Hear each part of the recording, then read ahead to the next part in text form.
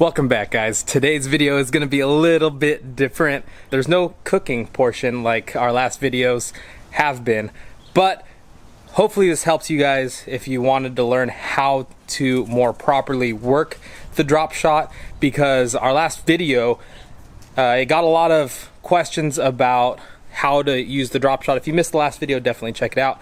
But we got a lot of action in this video, just not illegal. So if you guys are really interested in hearing and seeing how to work the drop shot, definitely check it out. We went out with one of our friends, Anthony Mesa, and I ended up hooking up on some fish. You'll see that later in this video. But as that happens, I'm trying to teach Anthony how I work the drop shot, and it ends up working quite a bit. So in that portion of this video, just imagine that you're fishing alongside me and you're Anthony and you're listening to this advice. So that's all we have for this intro. Let's get to the episode. All right, it's 6 a.m. waiting for a subscriber. Man, we got this halibut bug like none other. The season right now is probably as good as it's gonna get. If you guys watched our last video, we went out and we were able to get some on a technique that we don't usually do, but we got them on the drop shot. So if you guys want to know how to get them on the drop shot, watch that video. But we might get a couple on the drop shot on this video. Hopefully we planned this right. Hopefully the wind doesn't pick up, but we'll just see. Stay tuned, guys. Stay tuned. As mentioned in the truck, we're gonna go with the drop shot first. 1 ounce weight on the bottom. About a 9-inch separation between the fluke and the weight, with a 4/0 worm hook. You can go 3 or 4, not too much difference between the two. All right, ladies and gentlemen, this is Anthony Mesa. How you doing? New to surf fishing because of hook to cook. Been at it for almost 3 months. Caught about 10 shorts, 2 legals. I love fishing now, you know. It's a good hobby. It's an addicting hobby in a good way, you know. But fish on, tight lines to everybody who's watching. All right, guys, so we fished that spot for a little while and we decided to call an audible. Not much was going on, so we are at a different beach. So let's get to it.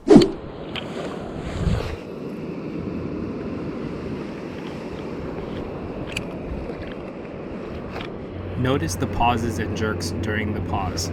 This creates action in one spot. Doing this maximizes the bait's time in the strike zone. The pauses also allow you to detect subtle bites. When you detect a bite, reel into the fish and set.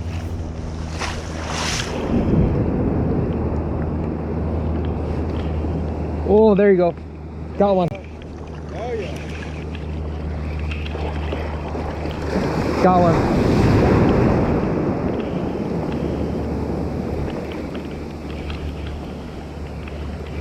Keeping pressure on it.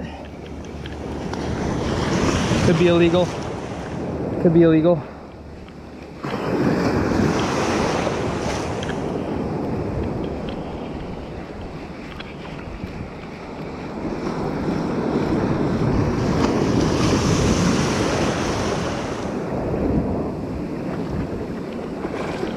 In the kelp.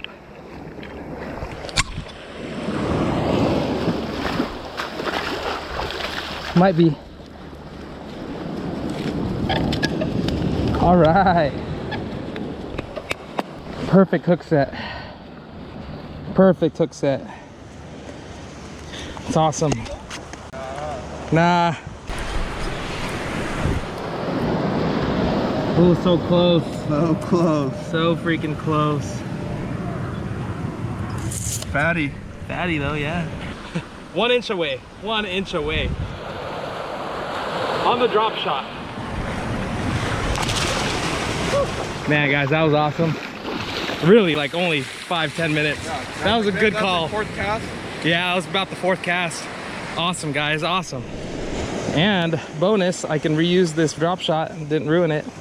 You didn't ruin it? Uh-uh. That's the 2nd fish on this Concept A3 13 fishing. I got it on a Okuma Guide Select casting rod. It's the swim bait rod. It can throw from 1 to 5 ounces, and it's mainly for bass, but it's graphite, so it's going to be really, really sensitive for you. 7'6" rod.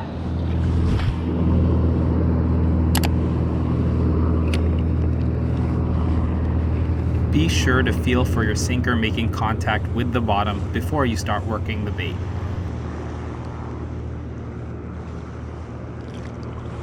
Bite. Right there. Got him. I felt him bite that.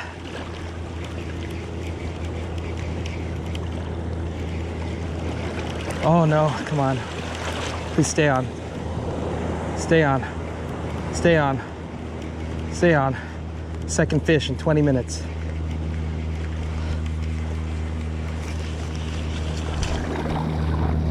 Phew.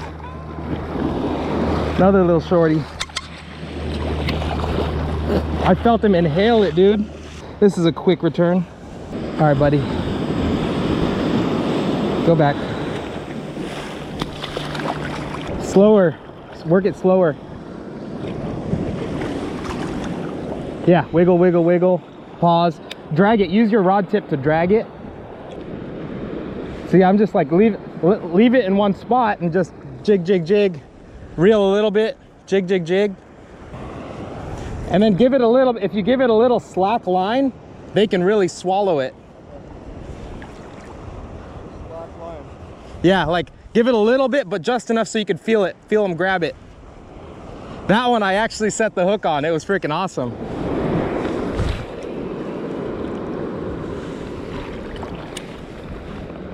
This method is not the best way to cover a lot of water, but it's the most thorough.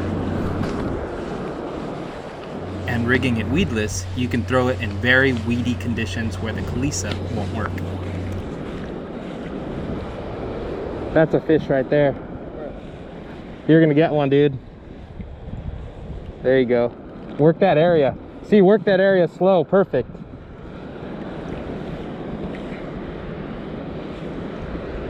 Sometimes you'll just hit it like the left, like a lure. No, you'll just feel them. You'll just feel them, like you'll feel a tick in your line, and then reel up the slack. See if you feel weight, and then set the hook. Yep. Because they're gonna swallow this thing, dude. Right. Oh, right there. Right there. Dude, that was close, bro. That was freaking close. Oh my gosh. I was just explaining how to do it. Ooh! Oh, he's mad. He's mad. He's mad.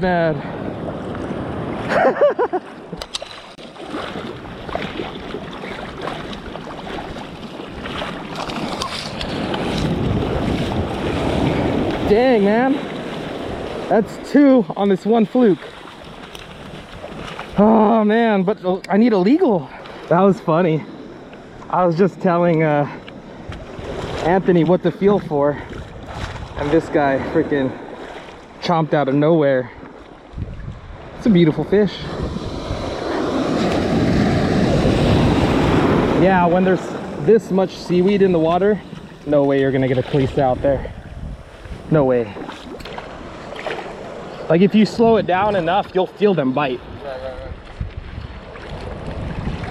Right. That feel like kind of heavy, but probably dragging on the sand. Here. Just fill that whole cavity. You can add scent to your fluke. Today we use ProCure Super Gel Flounder Pounder. That way they inhale it and they keep it in their mouth. Right, thank you. There's a link to all our gear at hooktocook.net. So basically what I'm doing is I'm actually using the rod tip, raising it, and when I raise my rod tip, it drags along the bottom, and that makes the minnow look like it's swimming. And then sometimes I'll just give it a couple pops. It just makes the minnow just dart around, barely letting that sinker get off the ground. But then I'm always just gonna stop and feel. That's what you want to do. Stop and feel. And then what I'm feeling here is I can definitely feel that there's rocks amongst the sand, and that just creates some structure that these fish can relate to, helps them camouflage a little bit more when these bait fish come around. Let's see if I can't get a third fish on this fluke. I got 2 fish on it already. This one fluke has caught 2 fish. Let's make it 3. Yep, filling some rocks. I usually like to stop at the rocks because I imagine my bait's just swimming right above the rock.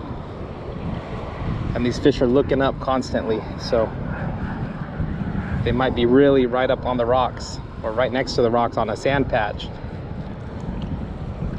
It's always good to envision what your lure is doing underwater. Whether you're bass fishing, whether you're halibut fishing, perch fishing, you want to get a good idea of what your bait is doing underwater. Try to get a visual, imagine, just use your imagination.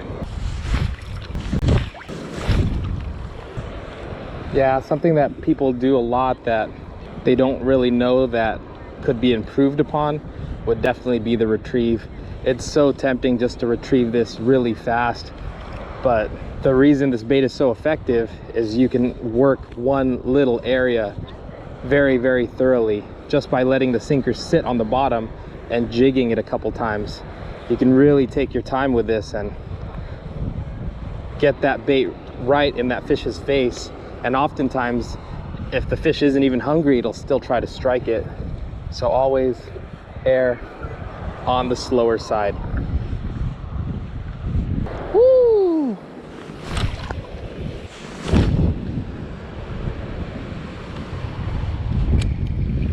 Another advantage to the drop shot is it's fishable even in windy conditions. Dang, the wind is coming up quick. Yeah, we could do that and then hit this when we on the way back again. Oh my God. Yeah.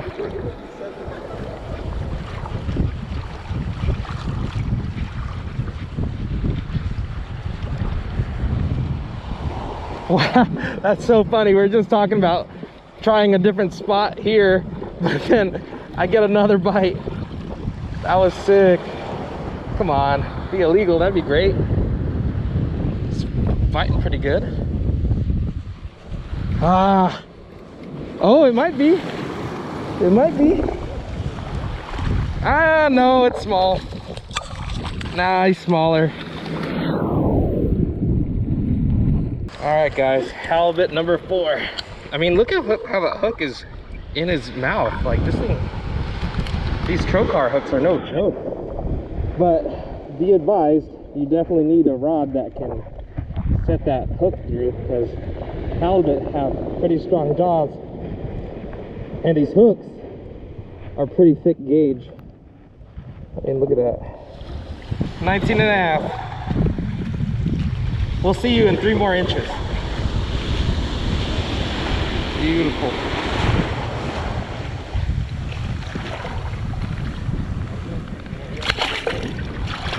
Oh, they're powerful. So yeah, the drop shot was major key on this trip. We fished a long time, ended up only catching the shorts, but we'll be back out there, so definitely stay tuned. We got some really good stuff coming out for you. Thank you guys for being subscribed, having that notification button turned on. Appreciate it. Drop a like, and we'll catch you guys on the next one.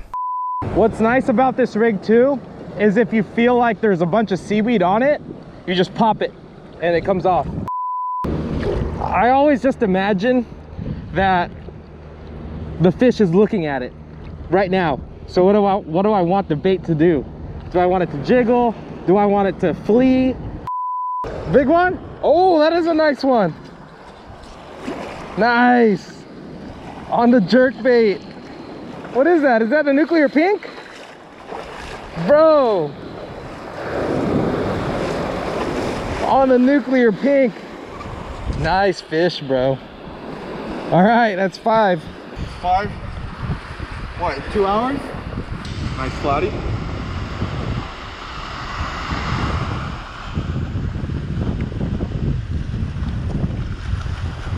That's awesome, dude. Boom.